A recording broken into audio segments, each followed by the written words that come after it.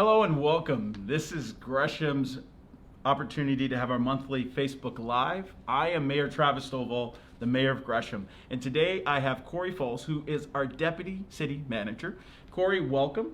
Thank you. Greatly appreciate you dropping by for this conversation so that we could talk about some of the incredible work our city folks do, and then also answer questions that many of our community members have. And again, we do this on a monthly basis to ensure that we can increase and improve the communication from what we have going on here to you folks out in the community. So please take the opportunity to send us your questions, make some comments. We've already got some of those written here, but we're also going to take the opportunity to take some questions if any of you who are watching has the opportunity to give us those questions. So if you want to share, please share those questions with us, because we want to make sure that we're communicating to you as much as we possibly can, so that this communication channel is two ways. So with that, again, happy to have you here today, Corey. We've got quite a few things that we're going to be discussing. A lot of it's going to be around public safety and some of our diversity, equity, and inclusion components of here at the city. But we're going to start with something that's really important, something that's both of us are really passionate about. The month of February is Black History Month.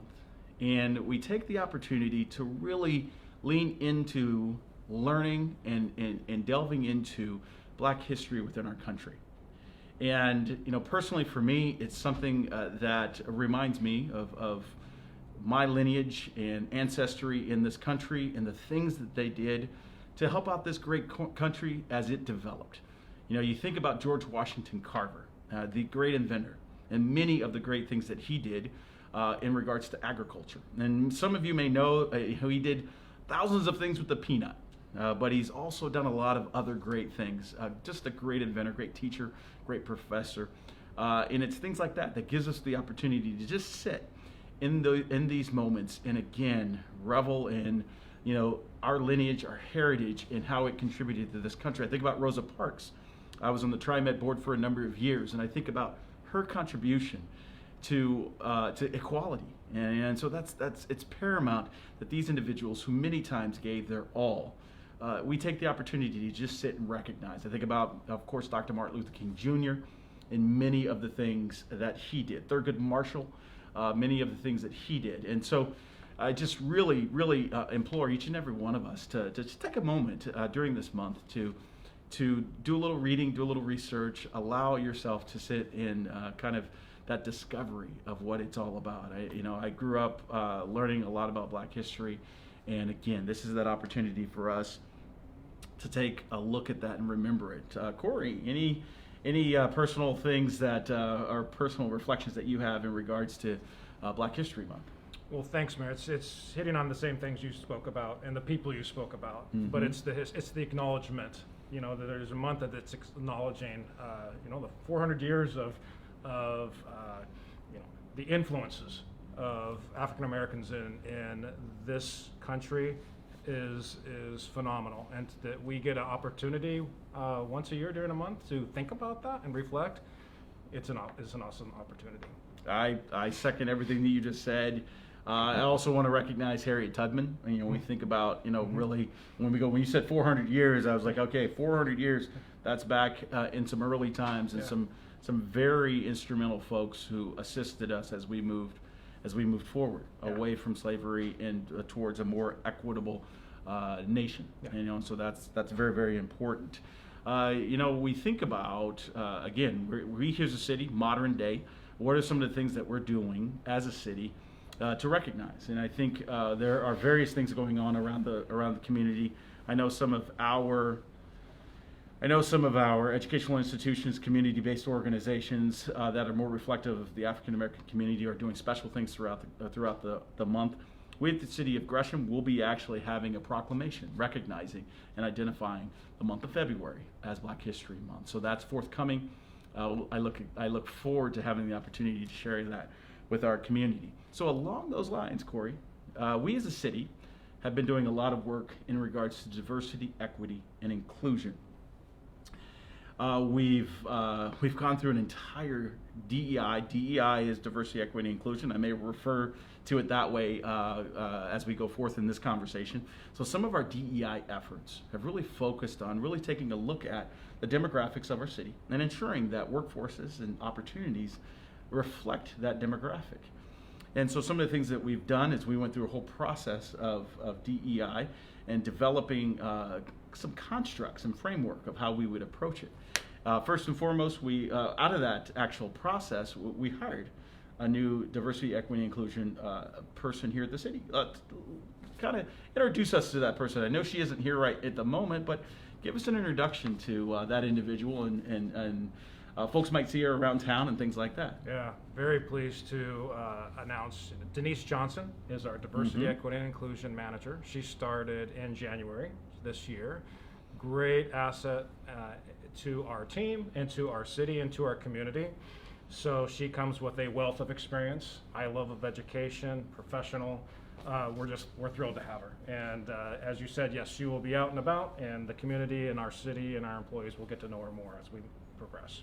So I've had the opportunity to meet Denise. I've got a meeting coming up for even delving a little bit further into that introduction, but super pleasant, like you said, very professional. I really look forward to some of the initiatives that she's going to be able to move forward. And now with her insight and input as a city, how does that work when we think about a person who's a DEI manager? What are some of the things that we foresee her doing in that role to cause us to be more inclusive and equitable? Well, that's a really good question, Mayor. And you said something when you were introducing the Black History Month about moving forward. And sometimes when this discussion comes up about diversity, equity, inclusion, sometimes people think, what are we doing wrong? Yeah. What's happening there? And it's that progression about moving forward. How do we keep moving forward with understanding diversity, equity, and inclusion? And having Denise on board and having somebody that can focus on some of the things that we're doing internally, whether it's how we hire people, how we promote, how we do our recruitments. What does that look like? Are we getting the makeup of our community that makes our city and our community better? And Denise will be working on some of those. And it's not all on Denise. What I see Denise is, she's bringing everybody together. She's the collaborator. There is a lot of good ideas in this city, in this community, and in our city. And now we have somebody that can put that together, and it's exciting.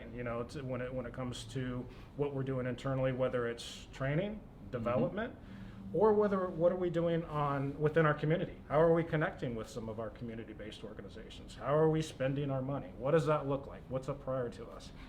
And as I see Denise come on and get established and move forward, all of those things are going to enhance us, whether it's internally, developing our employees, or externally, coordinating with our community. That's what I see the value of her role. Excellent. Now, you said something that I think we should highlight. You mentioned that some people think initially we're doing something wrong, and that's not necessarily the case. It's not saying that we're doing everything right, but it isn't some type of punitive type of process. It's really allowing us to kind of, as we continue to move forward, be more cognizant or more aware of the things that we need to be doing to be inclusive as a community, to make sure hiring practices are something that can be improved. I mean, we think about sometimes there's this phrase called continuous process improvement. It's not that we're doing something wrong, but we have the ability and the opportunity to improve processes.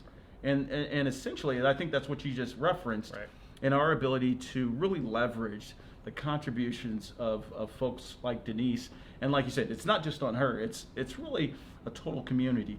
And one of the interesting things is that folks sometimes ask, why diversity, equity, inclusion?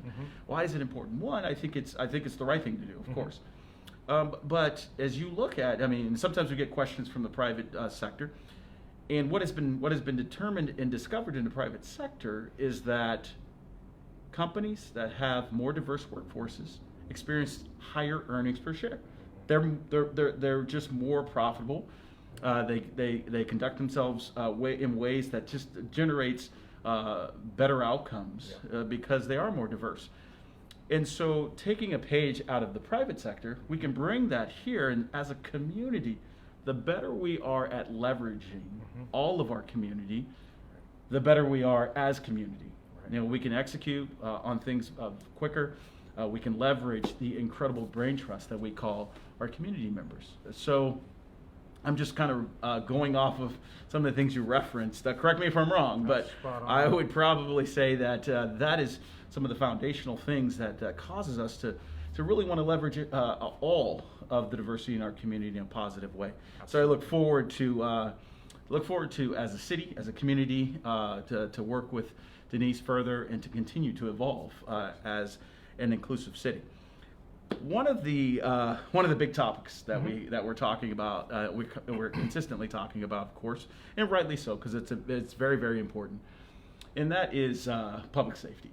Primarily, police and what's been going on from a crime standpoint is something that's been kind of what we would consider to be front page news. Yeah.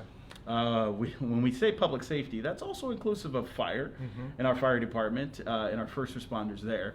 I think sometimes that gets missed. And so it's not that we're only focusing on police. We also are focusing on fire because that's a very important response and team that we have. Right now, though, we're getting quite a few questions on public safety because across the country, we're seeing the rise in some areas that we don't want to see rises in. These are not positive increases in areas of crime, so we want to see that go the other direction and go down.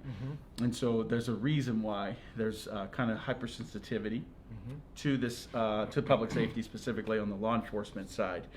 One of the things that folks ask me quite often is, what are we doing? Because they hear that we've had some exits within our law enforcement. Now, just got some great information from Chief Goldberg recently that said that last year we had about 15 folks either retire or move to other opportunities. In a normal year, he said that was about 7 people. So it's about twice as much. But that puts a context in there that we're about 7 or 8 people more than what we normally have. But the challenge is getting folks in at this point. What are some of the things that we're doing from a police recruitment standpoint that's allowing us to fill those gaps? Well, Mary, you hit it on the head when you talked about the national perspective when it comes to crime and that being up all over the country and impacting communities. The same as with hiring and recruitment. We're seeing across the country a lot of police officers deciding to leave the profession for a variety of reasons. And it's no different here in the city of Gresham with crime and our own retention and trying to hire people. We are down a significant amount of police officers, which is the other thing. It's an employee's market right now. We haven't seen this in law enforcement and since I've been in local government, of the competitive nature of everybody's looking for police officers right now. And so some of the things that we're doing is we're looking at some different recruitment bonuses. We've done some retention bonuses to entice that employee or that prospect out there. We are also looking at some civilian positions to help take the burden of some of the work that is going on from our existing officers and detectives to increase that. We are entering into negotiations with our Police Officers Association and looking at different ways that we can assist them and help them through that process and through our new recruits and getting them prepared to come to our community. So those are the main things when it comes to retention. It's that bonus up front and just trying to compete with the neighbors next door with this need. So there's a couple of topics that I want to touch base on when we talk about police recruiting, and it starts with the idea of how long does it take to get someone who applies to the role, and they're not a trained law enforcement sworn officer in any other communities, so they're fresh, they have a desire to join our folks in blue to help keep our community safe. So from the time they make that application, and assuming they pass all of the background checks and all of those things, what's a timeline between when they initially apply and when they can actually be here helping out in our community, keeping our community safe? So that's a really good question, because it takes some time to get a police officer out working independently. And just a little before that, what you referenced, for every police officer in the state, they have to go through a background investigation, a psychological examination, and a medical examination. And that's after you've made it through the interview process. So those aspects, and you can imagine on a background investigation, if someone's lived in different states, if they've been in the military, if they've been deployed, that can take you all around the world trying to just finalize this background. So that is a lengthy process just to get you to the police academy. In the state of Oregon, we have one police academy, so we have to often wait for dates to open up. So it's not like when we hire somebody tomorrow, they get to start the academy. No, we may hire somebody and then the academy may tell us our next opening isn't until April 3rd. So we have to, so that extends it even more. So now we could be into it, I don't know, 6 months by now, just to finally get them into the academy. In the state of Oregon, our academy it's 4 months, it's 16 weeks long. And they'll go through that academy, and then after that, they come back to the police department, and the academy is your safe environment, your academics, your just learning the basic skills of the job. Then we bring them back and we put them through another 4 months of training where they're with experienced police officers. And they're riding with different police officers, and they're being evaluated through this process to see if they can learn make it it's the practical application of what they just spent 4 months learning in the academy. And that is a difficult phase for people. They have to learn city streets, they have to learn the radio, they have to do this under stress while they're being monitored and supervised. And then once that time is complete, then they are monitored. They get to be in their car independently for a while, but they're still being monitored to make sure that they can work independently. And then that completes their training phase and transitioning into, okay, we're going to monitor you until you're finish your probationary phase. So from the time you apply to the time you're an independent police officer, that can take anywhere between 12 to 18 months.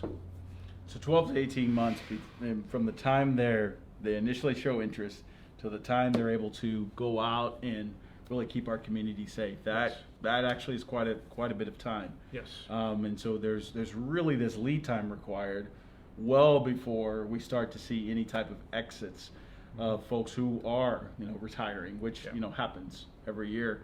And we are seeing an aging workforce, so that's something that's potentially going to be happening even more as we go forward. And so those are the types of things that we're up against, and it's no different than, like you said, other communities all across the country are seeing. The best thing we can do is ensure that we've got the right resources focused on the recruitment and the retention. That's a key point. Folks talk about the recruitment side of things, but if you can retain, then you don't necessarily have to recruit as much. Right. But we put some things in place. You mentioned a civilian work side of things that we've been able to bring on. One of those is a police recruiter. So specifically focused on recruiting police officers into our city and public safety folks, right? Yep. It'll be a public safety recruiter. It'll focus on helping us reach out to interested applicants that are interested in a career in law enforcement or a career in the fire service. So we're trying to get that position on so we can start doing more outreach in our communities to attract police and firefighters. Excellent. Because that's really what's needed to ensure we can keep our community safe. Now, there was a fun question that we got from the folks who sent us questions in prior to this event, and that question is, what do you love about working in Gresham? Well, the community this size is perfect, I think. And for several reasons. One, you get the benefits of just being in a metropolitan area. And then if you ever travel too far east and you see that mountain down there, that is phenomenal. So having access to Mount Hood, the Columbia River, the Northwest is what I love, and the outdoor opportunities, along with the downtown urban opportunities, along with the a community our size and the friendliness of our community and being involved here in that hometown feel. It's a combination of all of that Gresham is just suited perfectly and positioned perfectly to experience all of that. Excellent. And everything you just said would be reasons why I love living in Gresham, and I love Gresham. Hence, I'm the mayor these days, and just really enjoy the opportunity to and the honor to serve our community members in this role, representing everything they want us to accomplish. And really, what you said, it's the perfect size.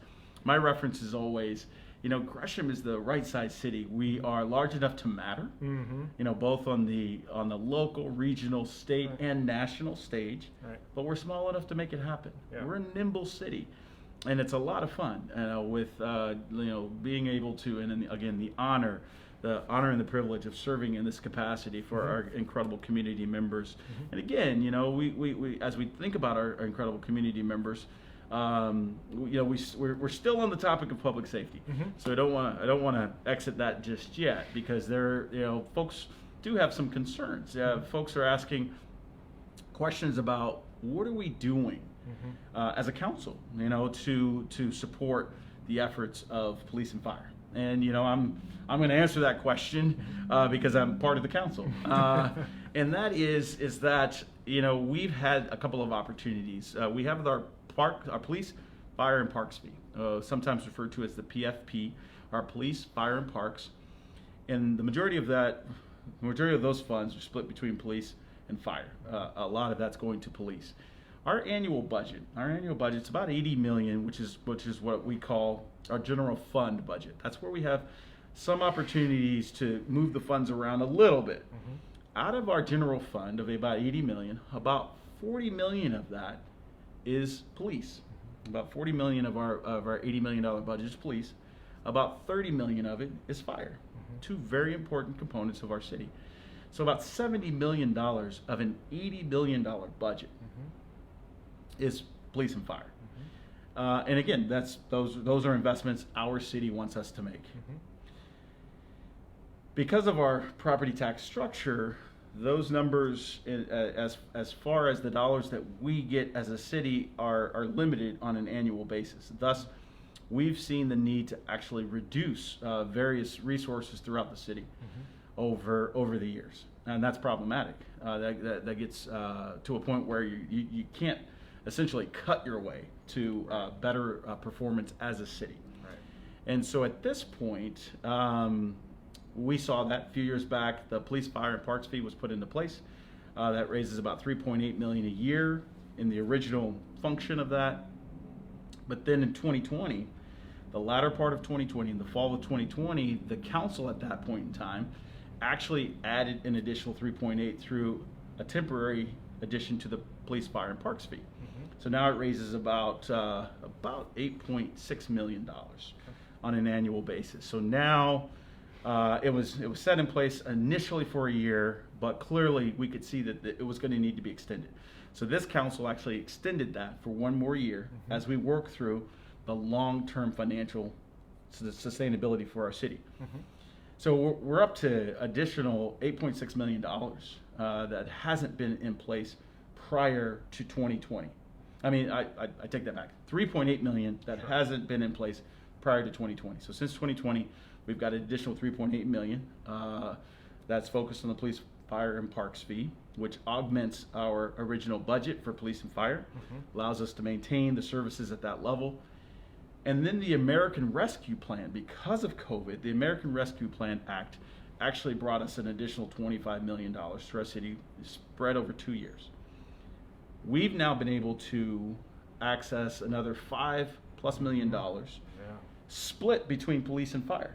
So this $5+ million that the council has actually allocated, $5+ million between police and fire, has raised us to the highest level of funding we've ever had in our history. When you take the $3.8 million in addition that was approved in 2020, and the additional $5+ million that's distributed between police and fire, the majority of that $5+ million going to police, that is a lot of funding now that we now have that we've never had prior.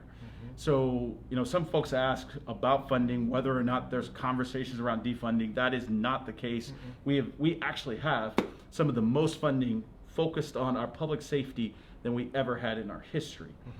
And as we talk about the long-term financial sustainability plan, we have to talk about our ability to make key investments in our city. That includes public safety. That includes our support teams in planning, in HR, in IT, in facilities. Many of those also need investments so that we can maintain a full-service city. And so I implore our community members to get connected as we go through this process, and to also stay informed, because we get a lot of questions about what type of funding is going to police and fire at this point, and the questions many times center around police. And I can tell you that we just got shy of $4 million, just shy of $5 million when you're just looking at police, in additional funding that we've never had before. So we are investing in that critical public safety to ensure that we're assisting and helping our folks and our community members, because again, that's what's important about our community, and making sure we keep it safe. Anything you would add to that? Well, one, thank you. I mean, I think that is the best, that to have the mayor and council and invest in public safety for this community is very important, and we appreciate that. And I don't think that's said enough. I don't think it's said the investment that you guys have made, and our appreciation for that. And I can tell you, we are looking at different ways to use that funding. We certainly want to get up to staffing. So what we've already spoken about recruitment and retention, that is a priority. Using those funds appropriately to get up to staffing. But with that, there's also opportunities to look at our level of service when we're at full staffing, and like what can we provide for our community with the resources we have. And we're doing some of those things as we move forward. Excellent. And we've got the Barry Dunn process going along, and it's really helpful to have a third party sometimes come in and help us sort through. National experts can help us sort through some of the operational things, some of those nuances that absolutely gives us some great insight. So very valuable process. Yeah. Now, to that end, I do want to reference that it's not always just law enforcement. I mean, law enforcement is a key component of public safety. But there are other things that we need to be, as a community, making investments in. The built environment. And you listen to folks who do planning from a built environment perspective, meaning buildings, facilities, lighting, the way we put sidewalks and streets in. Many of those things can be helpful in our ability to enhance public safety.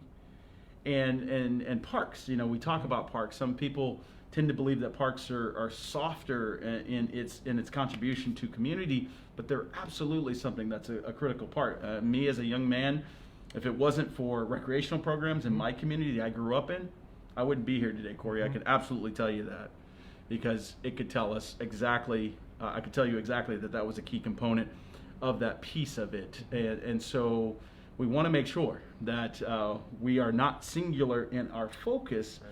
And making sure that we are looking at engagement, the short, medium, and long-term opportunity that we have to engage folks in our community and encourage them to be connected. Sarah, do we have a question? Can you speak a little bit about that collaboration with your community-based organizations and the positive social engagement and those efforts? Absolutely, it's a great question. We're some of the dollars that we actually received in the American Rescue Plan, some colloquially called ARPA. Some of those ARPA funds has allowed us to actually build better relationships with some of the community-based organizations. We've got some youth engagement opportunities that we're now greenlighting and able to move forward so that we can have some of those foundational engagement pieces. There's organizations in our community already, the Latino Network, Play, Grow, Learn, Portland Opportunities and Industrialization Center, all these organizations, the Slavic Network, they're all coming together to assist us in engaging people. And we're actually having, I think, some tremendous successes, some initial successes as we reach out. And we're going to be doing a lot more of that to make sure that we can engage folks both, again, in the short, medium, and long term, because long term we want to ensure that our public safety folks, both police and fire, aren't having to exist in an environment that is unsafe. And we can do that by making sure that we are connecting with folks and providing opportunity. I can't say enough about opportunity and engagement. And that kind of leads us to the just a quick topic here that I want to touch on before we wrap up, but that's Imagine Gresham. You know, Imagine Gresham is our opportunity to start visioning what we want Gresham to be. And I think everything that we've discussed so far is kind of foundational, but we want to hear your feedback, folks. We want to hear what your vision and view of Gresham is and will be. And so that the Imagine Gresham effort is something that we've kicked off. Our communications team is doing a phenomenal job. Sarah Kagan is leading our communications team and really looking to engage as many people as we possibly can. We had a brunch this last Sunday talking about Imagine Gresham. We've got a community conversation coming up on February 22nd. Stop by City Hall, grab a yard sign, encourage your neighbors to get connected and involved in this incredible process, because we want to hear from you. We want to make sure that we're listening to our community members and making sure we're taking to heart how you want Gresham to develop. Lastly, we've got the Lilac Run coming up May 7th. If you haven't signed up, please do sign up for the Lilac Run. The race benefits girls on the run of Greater Oregon, really connecting girls and young women to being active. And so please sign up for the Lilac Run. Anything to add, Corey? Are you going to be in the Lilac Run? I'm not going to be in the Lilac Run, but maybe you are. I have committed to the Lilac Run. Jeez! High five, my friend. Yes. How far? What distance are you running? The half, as far as you can. Sweet. So one of us is partaking of the Lilac Run, and I'm not doing it this year, but I've got to get signed up next year. And if you haven't gotten signed up, please get signed up. And to that end, I still have time. I mean, I still have time to get signed up for the May 7th Lilac Run. Yes, Sarah. We did get a question come in here. Considering the previous years of drought conditions in Oregon, can we speak to city efforts to increase wildfire prevention? So that is an excellent question, because we provide fire service for many of the communities that surround us, especially north of us, and then we've got Fire District in to our east.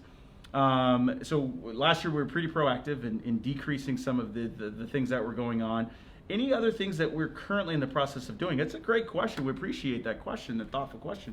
Anything that you're aware of, Corey, that we're partaking of currently outside of some of the things that we've done historically to be more proactive in decreasing fire possibilities? I can't think of anything off the top of my head in terms of wildlife prevention when it comes to fires that we're working on currently. Doesn't mean we're not. Just nothing readily comes to mind. But certainly I can look into that and follow up. Yeah, absolutely. It is a great question. We're in the rainy season right now, so we're probably not talking about and discussing it as much. Yeah. But that would be a great question for us to follow up on. Potentially bring it back to Facebook Live next month, or have an opportunity to get questions or answers out to that critical question. So that was a great question. Greatly appreciate the involvement. Got another one about West Gresham being closed and what we're doing to increase engagement in West Gresham specifically. And that is the West Gresham school location? Yeah, so the West Gresham school location, the school district is actually going through a visioning process for the reallocation of that asset, of that building. They've got various opportunities going on. It's not a city location or asset, so the city is involved and engaged, but I know the school district is independently reaching out and putting together folks to ensure that they listen to the opportunity that exists there to redevelop that building into whatever the community wants as a community resource. So that's what's going on there. I don't have any of the specifics right with me in regards to some of those opportunities to be engaged, but I'm sure if you go to Gresham Barlow School District's website, I'm sure they've got announcements as to when those public meetings and engagement opportunities are going to happen. But I know Gresham Barlow School District is very active in getting insight and input as to that new location. Another great question. With that, we have reached kind of our time at this point. I just do want to make sure that I thank each and every one of you for listening in, coming to Facebook Live, and ensuring that you gave us great questions, great comments, and thoughts. Again, you'll see this as it plays on Facebook in the future. Please don't hesitate to give us additional questions as we come back to Facebook next month. Next month, I just our staff here just gave me the look of no, not next week, next month. And we want to take the opportunity again to thank Corey in regards to coming and sharing all of the great information with us. Corey Falls, our Deputy City Manager, sharing all this great information with us. Greatly appreciate you taking the time out of your extremely busy day, handling, I'm sure, so many things that are on your plate right now. Thank you. We greatly appreciate it. And again, for all of you that dropped in, please join us next month. Until then, stay safe and stay healthy.